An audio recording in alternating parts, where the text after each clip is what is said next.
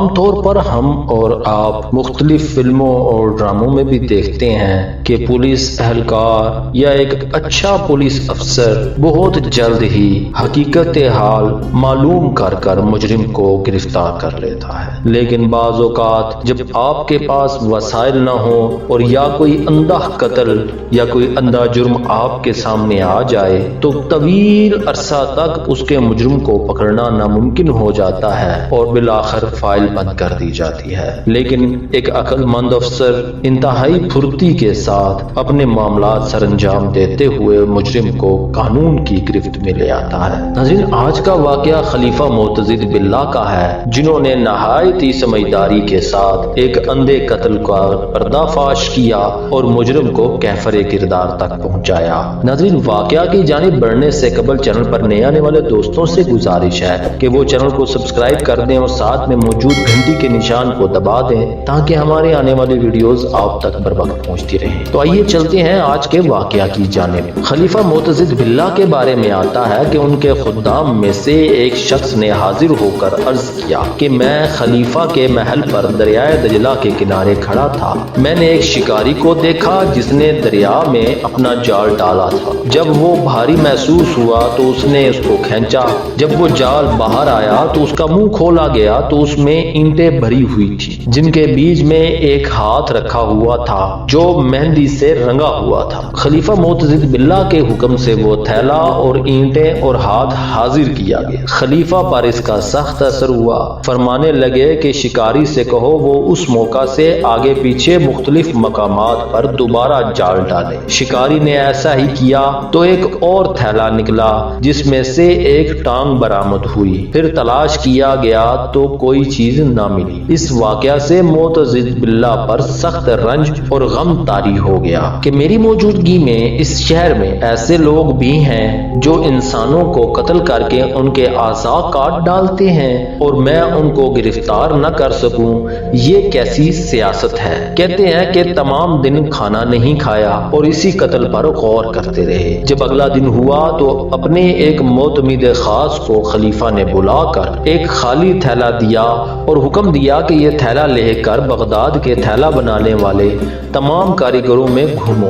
اگر ان میں سے کوئی شخص اس کو پہچان لے کہ یہ اس کا بنا ہوا ہے تو اس سے پوچھو کہ یہ تم نے کس کے ہاتھ فروخت کیا تھا، اور اس کاریگر سے خریدار کا حال معلوم کر کے اس سے مل کر معلوم کرو کہ اس نے کس کو بیچا، اور کسی کو اس تفتیش کی وجہ مت بتانا۔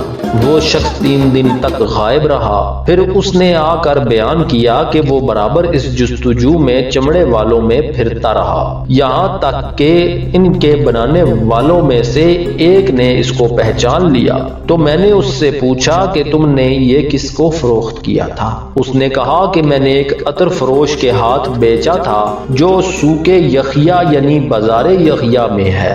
پھر عطر فروش سے مل کر اس کو تھیلا دکھایا۔ اس نے دیکھ کر کہا کہ ارے یہ تھیلا تمہارے ہاتھ میں کہاں سے آ گیا؟ میں نے کہا کہ تم اسے پہچانتے ہو؟ اس نے کہا کہ ہاں، 3 مہینے ہوئے مجھ سے 10 تھیلے فلاں ہاشمی نے خریدے تھے اور میں نہیں جانتا کہ اس نے کس غرض سے لیے تھے۔ یہ تھیلا انہی میں سے ایک ہے۔ میں نے کہا کہ وہ ہاشمی کون ہے؟ اس نے کہا کہ وہ علی بن ریت کے بیٹوں میں سے ہے جو مہدی کی اولاد میں سے تھا۔ اس کا یہ نام ہے۔ بڑا معزز شخص ہے مگر بدترین انسان اور سب سے زیادہ ظالم، اور معزز مسلمان عورتوں کے لیے ایک فساد عظیم ہے، اور ان خواتین پر فریب کاری میں اس سے زیادہ مکار کوئی نہ ہوگا، اور دنیا میں کوئی ایسا شخص نہیں جو اس کی اظہار ثانی اور حکومت میں اس کے اثر و رسوخ اور مال و دولت کے خوف کی وجہ سے معتضد باللہ کو اس کے مظالم سے خبردار کر سکے۔ اور وہ ہمیشہ مجھ سے باتیں کیا کرتا ہے اور میں اس کی گندی داستانیں سنا کرتا ہوں، یہاں تک کہ ایک دن اس نے بیان کیا کہ وہ فلاں مغنیہ گانے والی جو فلاں مغنیہ کی باندی ہے کئی برس سے عاشق ہے اور وہ ایسی حسینہ ہے گویا سونے کی منقش اشرفی ہے اور 14ویں رات کے چاند جیسی اعلیٰ درجے کی گانے والی ہے۔ اس نے اس کی مالکہ سے سودا کرنا چاہا مگر نہیں بن سکا۔ جب چند روز گزر گئے تو اس کو معلوم ہوا کہ اس کی مالکہ اس کو ایک گاہک کو بیچنا چاہتی ہے اور وہ آ چکا ہے اور اس گاہک نے 1000 دینار لگا رکھے ہیں اس خاتون کی خریداری کے لیے۔ یہ سن کر اس ہاشمی نے مالکہ کو اپنی طاقت کے زور پر اس پر مجبور کیا کہ اس کو صرف 3 دن کے لیے اس کے سپرد کر دے، تو اس نے ڈر کر اس کو بھیج دیا۔ پھر جب 3 دن گزر گئے تو وہ اس لونڈی کو غصب کر گیا اور اس کو ایسا غائب کیا کہ کچھ پتہ نہیں ہے، اور یہ کہہ رہا ہے کہ وہ گھر سے بھاگ گئی ہے، اور اس کے ہمسایہ کہتے ہیں کہ اس نے اسے قتل کر دیا ہے، اور کچھ لوگ کہتے ہیں کہ وہ مغنیہ ابھی بھی اس کے قبضے میں ہے اور اس کی مالکہ نے ماتم برپا کر رکھا ہے۔